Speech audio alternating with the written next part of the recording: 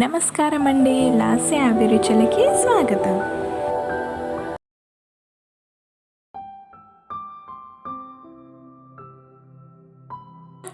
మీరు ఎప్పుడైనా టమాటాలతో ఇలా పులుసుని ట్రై చేశారా?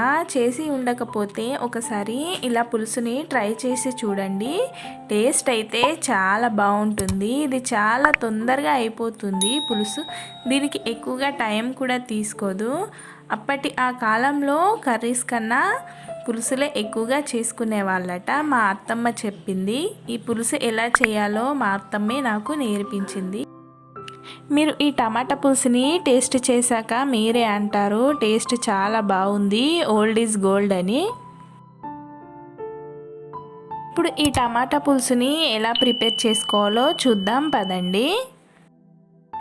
ఇప్పుడు ఈ పులుసు కోసం ఎర్రటి పండిన టమాటాలే తీసుకోవాలి. టమాటాలు వచ్చేసి ఒక 7-8 టమాటాలు తీసుకున్నాను. దీనిలోకి 2 రెమ్మల కరివేపాకు, ఒక మీడియం సైజు ఉల్లిపాయ, పిడికెడు కొత్తిమీర ఇవన్నీ కట్ చేసి పెట్టుకోవాలి. చింతపండు వచ్చేసి ఒక చిన్న నిమ్మకాయ సైజ్ ఎంత తీసుకోవాలి. దీనికి ఎక్కువగా చింతపండు ఏం పట్టదు. టమాటా ఆల్రెడీ కాస్త పుల్ల పుల్లగానే ఉంటుంది కాబట్టి చింతపండుని కడుక్కొని నీళ్లు పోసి నానబెట్టుకోవాలి.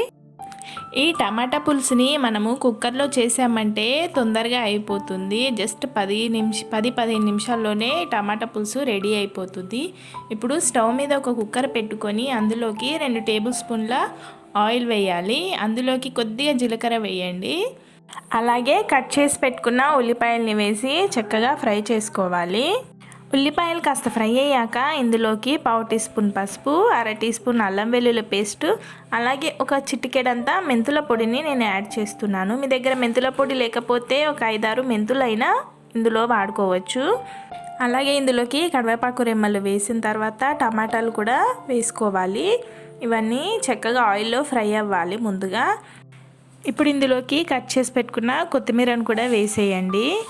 ఆయిల్లో ఫ్రై అయితే కొత్తిమీర ఫ్లేవర్ బాగుంటుంది. ఇప్పుడు ఇందులోకి 2 టీ స్పూన్ల కారం వేసుకోవాలి. అలాగే రుచికి సరిపడా ఉప్పును కూడా వేసి మొత్తం చక్కగా కలుపుకొని మూత పెట్టేసుకోవాలి. అలాగే ఇందులోకి 2 టేబుల్ స్పూన్ అంతా వాటర్ యాడ్ చేసుకోవాలి. అడుగు అనేది మాడిపోకుండా ఉంటుంది. ఇప్పుడు ఇలా ఉడకడం స్టార్ట్ అయ్యాక దీనిపైన మూత పెట్టేసుకొని మంటని మీడియం ఫ్లేమ్లోనే పెట్టుకొని ఒక 2 విజిల్స్ వచ్చేంత వరకు టమాటా కూరని ఉడికించుకోవాలి. ఈ టమాటాలు ఉడికేలోపు ఇప్పుడు ఈ చింతపండు నానిందో లేదో చూద్దాం. చింతపండు అయితే చక్కగా నానిపోయింది. ఇందులో నుంచి మనము రసాన్ని వేరు చేసుకొని పక్కన పెట్టుకోవాలి.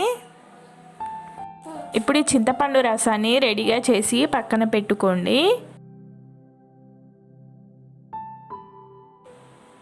2 విజిల్స్ తర్వాత ఇప్పుడు మూత తీసి టమాటాలు ఉడికాయో లేదో చూద్దాము. టమాటాలు అయితే చక్కగా ఉడికిపోయాయి. ఇప్పుడు మళ్ళీ స్టవ్ ఆన్ చేసుకొని ఈ చింతపండు రసాన్ని ఇందులో వేసుకోవాలి.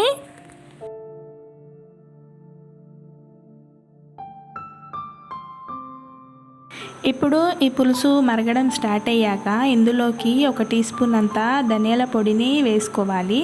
ధనియాల పొడి వేసిన వెంటనే మంచి ఫ్లేవర్ వస్తుంది.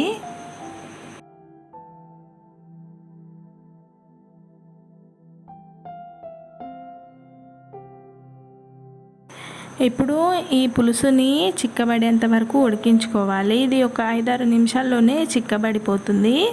మంటని హై టు మీడియం ఫ్లేమ్లోనే పెట్టుకొని ఉడికించుకోవాలి. చూడండి, ఇప్పుడు 4 నిమిషాల్లోనే పులుసు చిక్కబడిపోయింది.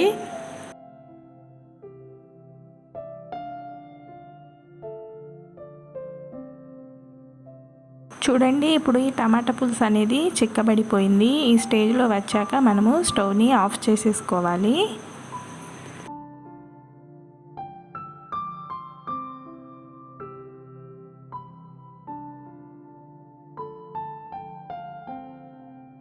ఇప్పుడు ఈ టమాటా పులుసు రెడీ అయిపోయింది. వేడివేడి అన్నంలోకి ఈ పులుసుని వేసుకొని తింటే టేస్ట్ అయితే చాలా బాగుంటుంది. మీరు ఒకసారి ట్రై చేయండి. నా రెసిపీ మీకు ఎలా అనిపించిందో కామెంట్ చేయండి. నా వీడియోని ఒక లైక్ చేయండి.